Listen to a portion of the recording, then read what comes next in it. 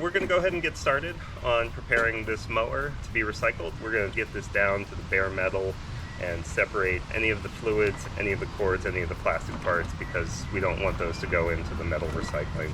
I already drained out the oil and I drained out the gas. That's probably the most important thing that you do when you're recycling lawn equipment, is to make sure that you're handling the hazardous material properly for your own protection and for the environment.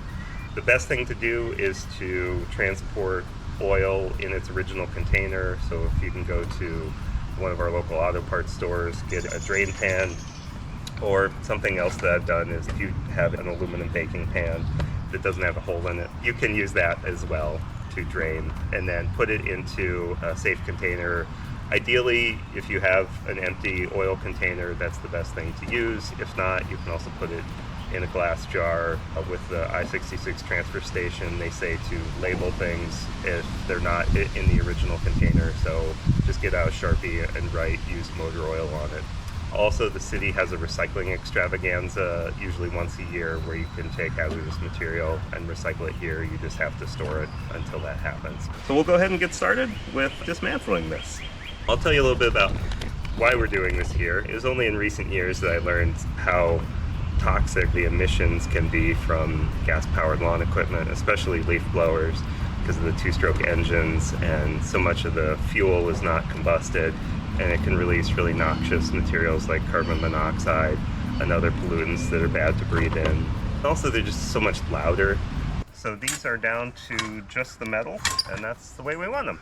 So with that, we're gonna now bring the mower deck and the engine up onto the table. So one important thing to do is to take the connection off of the spark plug, just so there's zero chance of the engine starting up.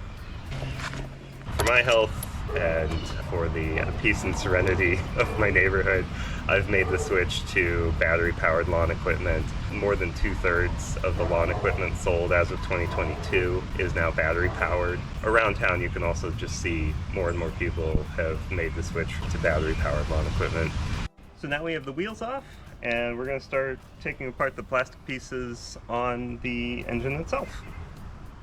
You can also hire lawn care companies that use only electric equipment. We'll put a link in the video description to Quiet Clean Nova. They have a compilation of companies in Northern Virginia that service Falls Church and the surrounding area that use electric lawn equipment. I also found with my lawn care guy that if I provided the electric lawn equipment and asked him to use it, give him a few more bucks and he would use it rather than his gas equipment. So now we have off our very yucky air filter, and we have the plastic air filter chamber. So now that we have that off, we have a couple of hose clamps here, and we'll be able to get the gas tank off. And then we will be much closer to being able to have all of the plastic pieces off of the engine. So with one hose clamp that I was able to take off with some needle nose pliers, we now have the gas tank off. And so we will be double checking to make sure that there is no gasoline left in this, and we will puncture it before we throw it away. The top of the flywheel is on with rivets, so we could either use a drill to drill those out. I'm going to use a crowbar here, and then we will be able to get the rope from the flywheel and the plastic fan blades off of this and throw those out as well. Here goes now. Be careful because there's also a spring in here, and you don't want that flying up and hitting you in the face. So now we're down to the metal covering for the flywheel, which the pull cord passes through. So we'll just cut that with some side cutters. And now we're down to just metal. And we will throw out our pull cord and the flywheel. Be careful because when I tipped this over to drain the oil, there was some oil that came out from here. So just be careful how you're taking this off and where you're taking this off, because you might get some leakage.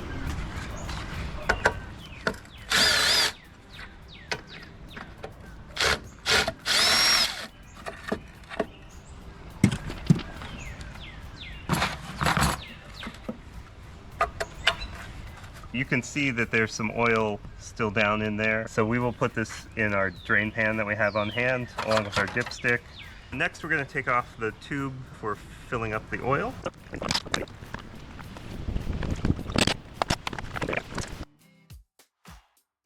Now that we've got the cover off of the engine, I'm just checking to make sure that there are no other plastic or rubber parts underneath here.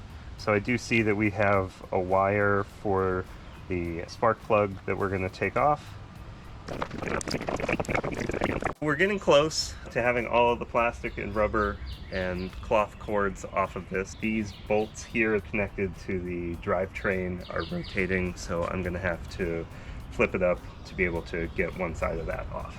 Before that, we're going to make sure that we have the drain pan underneath this hole.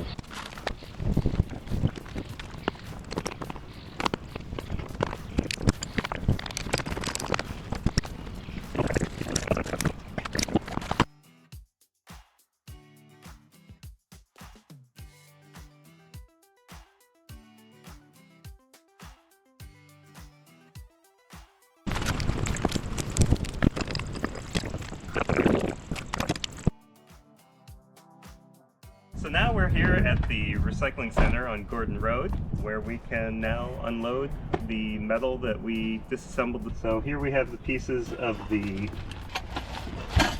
lawnmower engine, and then we have the mower deck. So the mower deck is a little easier to handle now that it's by itself. Got the handle, so I'll take care of these first.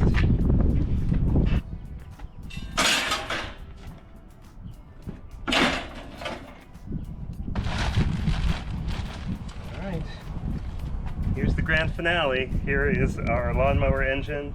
I took a magnet on this, and so there's a good amount of aluminum, but there's also a lot of steel. This is something that someone who's willing to put in more time could disassemble and take to the scrap metal yard and get a few dollars for, based on the aluminum and the steel. So here we go. This is the big finish. All right. Well, thank you for joining us on the journey of recycling a lawnmower in Falls Church City. So I've now done this two separate ways. So the first time I took one mower to the I-66 transfer station in Fairfax. So I'd say that's about a half hour each way, and with that you need to puncture the gas tank and the oil tank, and you might have to pay a few dollars. Here I would say it took me about, I'd say all told, about 2 hours to disassemble the mower, and so that was probably about 30 minutes of finding the right tools, finding the right sockets and bits to disassemble the mower and loosening them up. And then it was probably about an hour and 15 minutes to actually take all the pieces apart, throw away the plastic, and bag up the metal for recycling. So curious what option you would choose. Would you drive yours out to Fairfax and take it to the transfer station? There's sort of less time in the preparation, but there's more time in transit. Or would you disassemble your mower and then bring the parts here to the recycling center? Let us know in the comments what you choose to do, but please let us know what other environmental questions you might have. But thank you for joining us here with the Falls Church Climate Action Network. I'm Dave.